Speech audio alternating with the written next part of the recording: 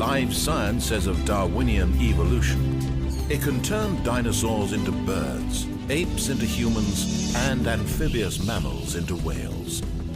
What Darwin showed in his work on evolution and natural selection is that we don't need to invoke any supernatural force or power to account for the development of life through time on Earth. The ongoing processes that are observable in today's world. Do you think it's a belief? I think it's just fact. I think more like facts. There is too much evidence to ignore. Do you think it's a belief? No, it's science. It's the way it happened. It's logical. You know, all the scientists pretty much agree with it. It's more of a fact. When did you start to believe? When I started to think for myself. When did you start believing? When I took my first biology class. It all started to make a lot of sense. The teacher made it very, very easy to understand. I generally trust the scientific community. Makes more sense than any religion or anything. The fossils they found of all the cavemen, the Homo sapiens, the dinosaurs, it shows clear evidence. I believe in science. What's your major here at this university? Biology. Your biology major? Yeah. You believe in evolution? Yes. What's your major? Geology. Chemistry? Biochemistry. Environmental science and policy. I'm a physicist. Biochemistry. Okay, do you believe in evolution? Yes, I do. Do you believe in evolution? Yes, I do. Of course. Yes, I do. I do believe in evolution. You believe in evolution? Yes. Are you a strong believer? Yes. Are you a strong believer? Yep. Yes. Yes. Absolutely. A scientific method is based on the collection of data through observation and experimentation. Science Daily. Could you give me some observable evidence that evolution is true? Something I don't have to receive by faith. Yeah. Some observable evidence. I mean, take a look at what happened 65 million years ago. Hang on, I can't. That's 65 million years ago. I believe, millions of years. So that can't be observed. We can trace the evolution through the fossil record. Could you be specific? Just give me one. Between 6 and 7 million years ago. Hundreds of thousands to millions of years? So it's quite a long time. Yes. Millions of years. Yes. So it can't be observed. Evolution is not testable over time. We are condemned to live only for a few decades, and that's too slow, too small a time scale to see evolution going on. Richard Dawkins. We see nothing of these slow changes in progress until the hand of time has marked the lapse of ages. Charles Darwin. You've got the canine kind, the coyote, and the domestic dog, and there's the feline kind, which is the cats, the tiger and the kitten, and you've got humankind. So Darwin said there'd be a change of kinds over many years, so could you give me one example of observable evidence of a change of kinds? So, for instance, the fossil record shows the common ancestors of all carnivores, that cats and dogs were once linked, once united by a common ancestor. How long ago? This, I believe, was like 60 million years ago. I don't want something I have to accept by faith. I want it to be observable. Observable evidence. Well, I mean, if you're just asking me here on the street, there's not really much I can tell you in terms of observable evidence. Like, we would have to really examine existing data to draw conclusions of our own.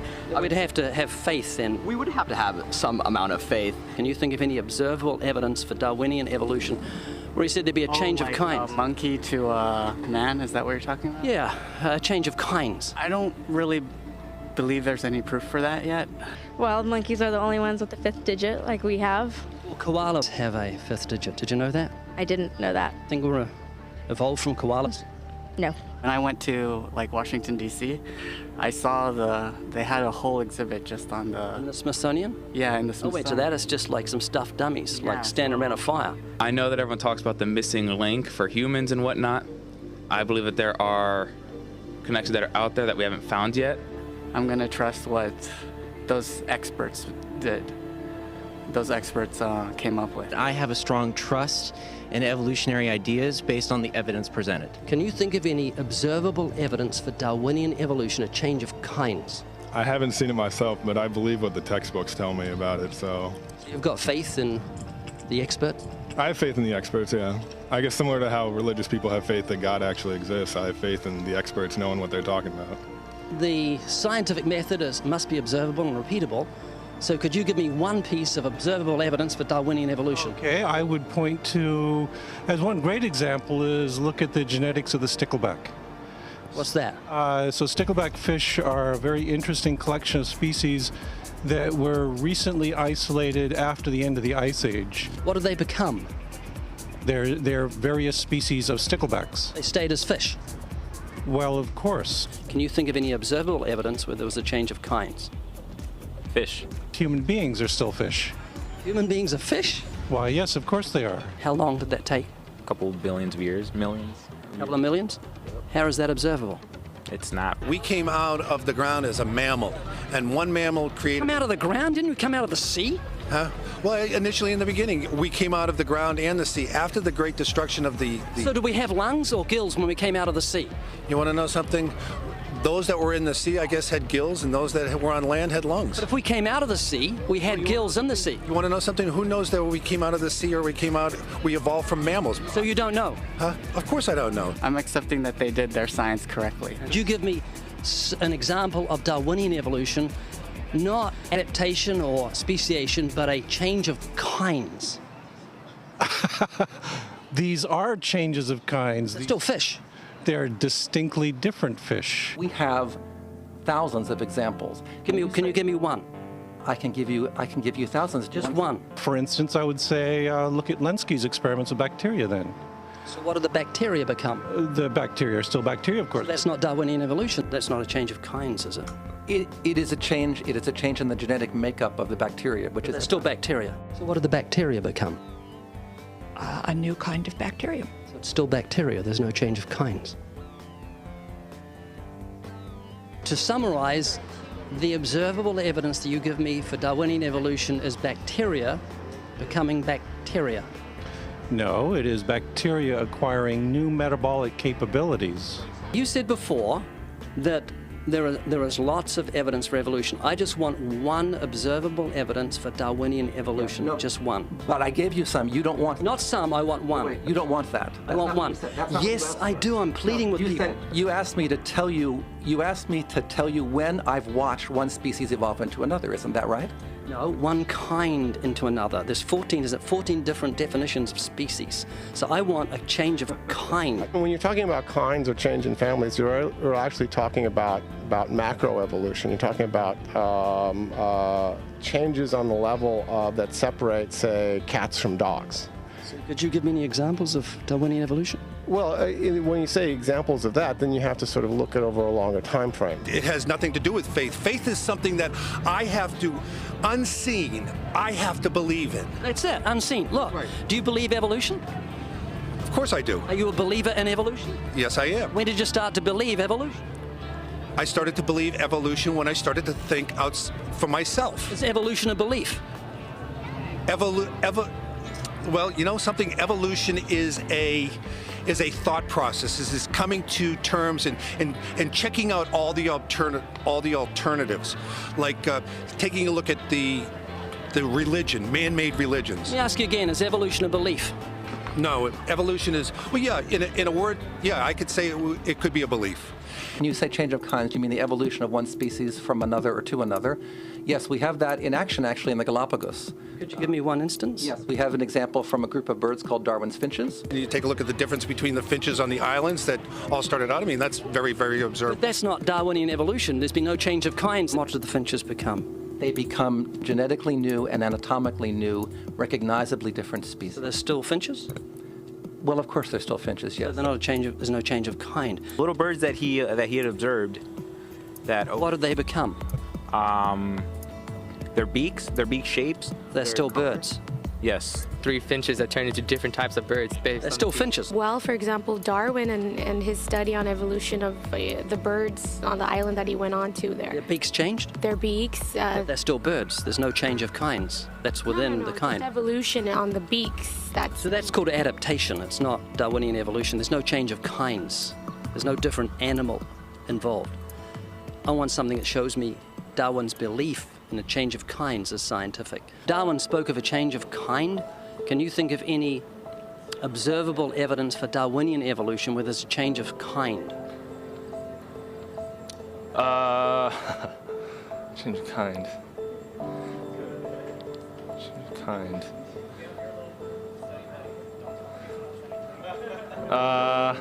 I'm gonna have to think about that one a little longer. You give me anything that I can see, observe, and test, which is a scientific method for Darwinian evolution, a change of kinds.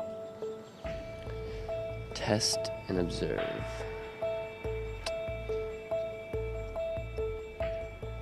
Could you give me observable evidence, which is a scientific method for Darwinian evolution, a change of kinds?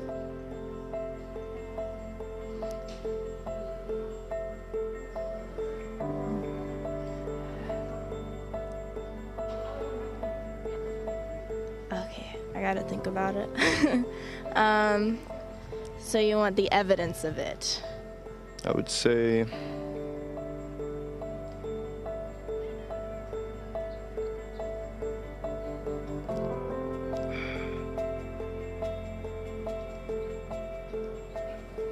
I cannot, I think.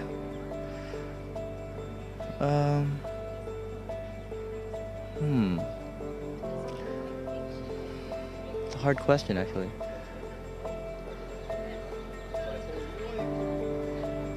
Mitochondrial DNA.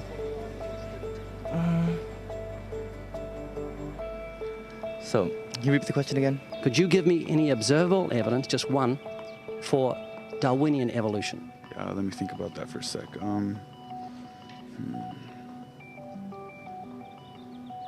Observable evidence, something where we don't have to exercise faith. Something that can be observed, like the scientific process, observable. That's a good question. That one I'm not quite sure. So you can't think of any observable evidence for evolution? No. How do you know it's true? I'm not sure. So Darwinian evolution is not observable, it's not scientific. I guess so. So it's unscientific, you can't prove it. It's scientific, actually. You could prove it. It could be proven, just... Do it for me. That's hard. That's just too broad of a... It's unobservable, that's why you need millions of years. Yes, exactly. You're trusting the biology majors and the biology professors know what they're talking about, and they can't even give me evidence of a change of kinds. Well, then there isn't one. If they don't give it, then I wouldn't say there was. Yeah. I just go on what I've seen and what I've learned from class. So you believe? Yeah. You know what that's called? What? Blind faith. Blind faith. Faith is the great cop-out, the great excuse to evade the need to think and evaluate evidence. Richard Dawkins. Do you believe in intelligent design? Of course not. Do you think everything is intelligently designed? No, I don't believe that things are intelligently designed. Okay, you seem like an intelligent person, so I'm going to ask you something. I'd like you to make me a rose, okay? How would you make a rose? I don't have the capabilities to do that. Hang on. No, it's not intelligently designed, so you should be able to whip me up a rose real quick. Do you believe a rose is intelligently designed? Definitely not. In order for me to know what to make, I have to know what a rose is. Well, it's got a seed, so you've got to start with nothing and you've got to create a seed from nothing. Oh. Can you do that? No, I can't. Could you make a rose from nothing? No. Can't make something from nothing. It's just basic, science. A rose from nothing? A rose. Just like, I can't, honestly. Why not? Me, I have no supernatural abilities. All the geniuses in the world can't make a grain of sand from nothing. We don't know where to start. I can't. Why not? I don't have millions, billions of years. That would be physically impossible. I mean, I would have to, that's not possible. So how could you say everything's not intelligently designed? Where does that leave you on the scale of intelligence if you say everything's not intelligently designed and you can't even make a rose? Why do you think there's no one teaching intelligent design at UCLA? Because they're not allowed to. We can teach anything we want. There's a reason intelligent design isn't taught in our learning institutions. According to physicist Victor Stenger, the legal staff of Freedom from Religion Foundation, a church-state watchdog group, has had remarkable success in convincing many institutions, such as school boards and town councils, that they are breaking constitutional law when they sponsor sectarian activities. That includes intelligent design. When the authorities can't be convinced, Freedom from Religion Foundation sues, and it wins more often than not. There was nothing in the beginning, big explosion of nothing, it became something, and then it came into a rose, and giraffes and horses and cows. I'm not saying that that's what happened. I'm just saying I don't know what happened. That's what scientists have theorized has happened, and you believe them. To a point. So you've got faith. That is true, yeah. Could you give me a definition of vestigials? How's that back up evolution? Vestigial is like, I'm not a biologist, so I'm kind of fuzzy here, but it's like a remaining organ that is not used. Like for instance, our appendix. Rabbits have huge appendix for digestion of grass. We still have a vestigial appendix organ. The appendix has no use?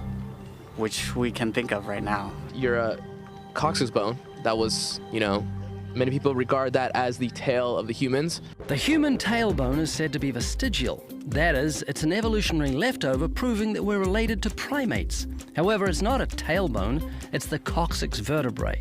The tailbone derived its name because some people believe it's a leftover part from human evolution, though the notion that the tailbone serves no purpose is wrong.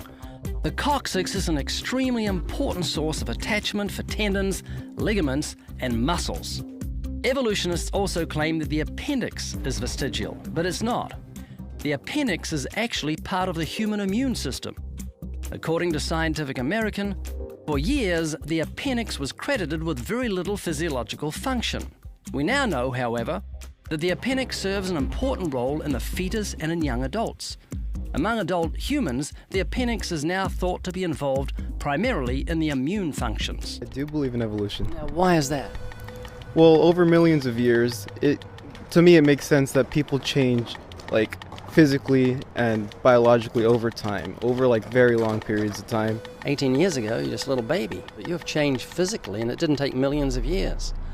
So what's the difference between what you're telling me about evolution and the physical change that we have now? I mean, caterpillars turn into butterflies in a matter of weeks.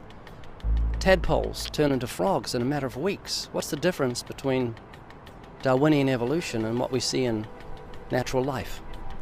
So Braden, do you believe in evolution? Yes. I'm convinced evolution is a fact. Why? Overwhelming scientific evidence. You think of any? Namely Darwin and mostly what they teach you in schools. Do you believe in evolution? Yes. Now, when evolution first started, how did the eyes evolve? What caused them to begin evolving? The first eye evolved. Yeah, eye is very intricate. It's got 137 million light-sensitive cells. Focusing muscles move an estimated 100,000 times a day. Unspeakably complex. How did the first eye evolve? What happened? What caused it? I actually don't have an answer to that. Now, tell me about this eye. It was just cells and then it decided it wanted to see? How long did this take? Over millions of years, probably. So was it an animal or was just an eye lying there, sort of a pre-eye? Well, I would think that a cell, right, came together to form more cells, and that came a little microorganism, right? Then that had incentive to live, so it developed things to help it live over millions and millions of years. Can it see yet? No. How did it eat? By absorbing like little other things. Did it have a brain? No. How did it think? I think it's just did whatever it did, Did the brain evolve over years along with the eye that's evolving? I wouldn't think the brain evolved until it actually evolved over millions of years, kind of into this animal. Well, it takes like eons at this point now. Can it see yet? Probably not. Because you need the whole eye to be fully evolved to see, don't you? Half an eye doesn't really work. Right, in the sense that maybe... Could it smell the food? Maybe it just senses it, like... Where did the food come from? Food come from? When did the eye begin to see? Probably millions of years later. No, it was just there on top of an antenna. As time went on, we needed eyes to see. 2 eyes or one? 2? 2 eyes?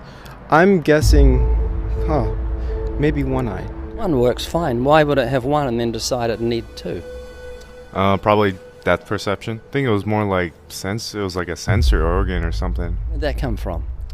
From a bunch of cells thinking, yeah, this sensory organ is pretty cool. Might want to pass that down. Where did they come from? Wouldn't know. That's a big mystery, huh? We were fish? I think so. I think we came from the sea. And did we have lungs or gills under the water? Oh no, like you would get lungs later on. Have you heard of entropy? I have not. What You heard of the second law of thermodynamics? I have not. The universe tends itself towards chaos. It happens everywhere. In 1 trillion years, all these rocks here will be turned to dust. We'll be turned to dust. The dog will be turned to dust.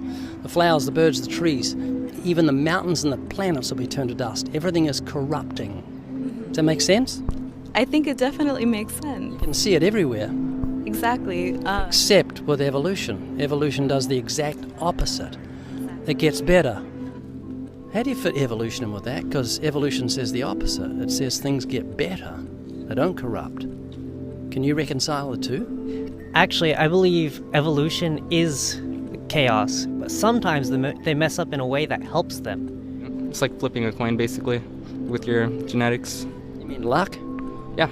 And that way that helps them makes them thrive even more. So they improve? Yes. That's the opposite of entropy.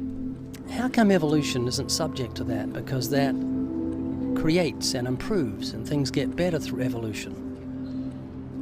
I'm honestly not sure about that. Instead of running down, evolution improves. How could that happen? I don't know.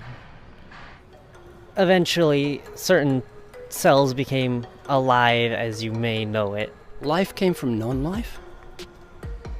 How could life come from non-life? It's totally impossible. You said it yourself. Like you can't just bring a rock to life. No. And you're saying there were cells lying around that developed eyes under the water and crawled up on the land and evolved lungs, and it took millions of years? See if you can spot an ongoing problem here. I'll address it in a few moments when it becomes more evident. Just energy. Where did that come from? Sun. Where did the sun come from? Probably like dust being compressed and stuff, or like a bunch of hydrogen. Yeah. Where did the hydrogen come from? Just the universe, basically. Where did the universe come from? Big Bang, most likely. Got to have materials for a Big Bang. Where did that come from? Not sure. That's all like theoretical at this point. You don't know? Nah. And when did the brain evolve? The brain evolved. Because you need a brain for eyes to work. Otherwise, you're not thinking about what you're seeing. Predators and food and things like that.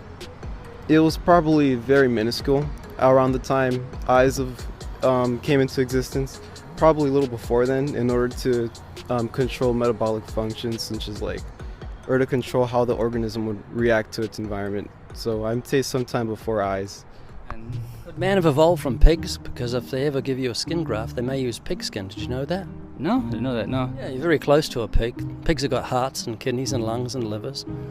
And they've got eyes and nose and mouth. I've got friends that eat like pigs, and I sound like a pig when I sleep, according to my wife, sometimes. Pigs' bodies and organs are almost identical in form and function to a human's. The heart specifically is roughly the same size and shape.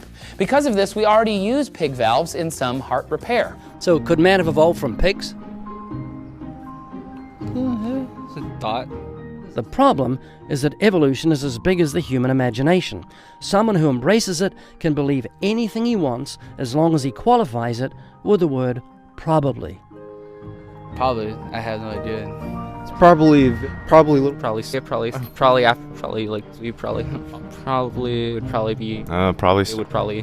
probably it probably was by accident. Probably millions of years later.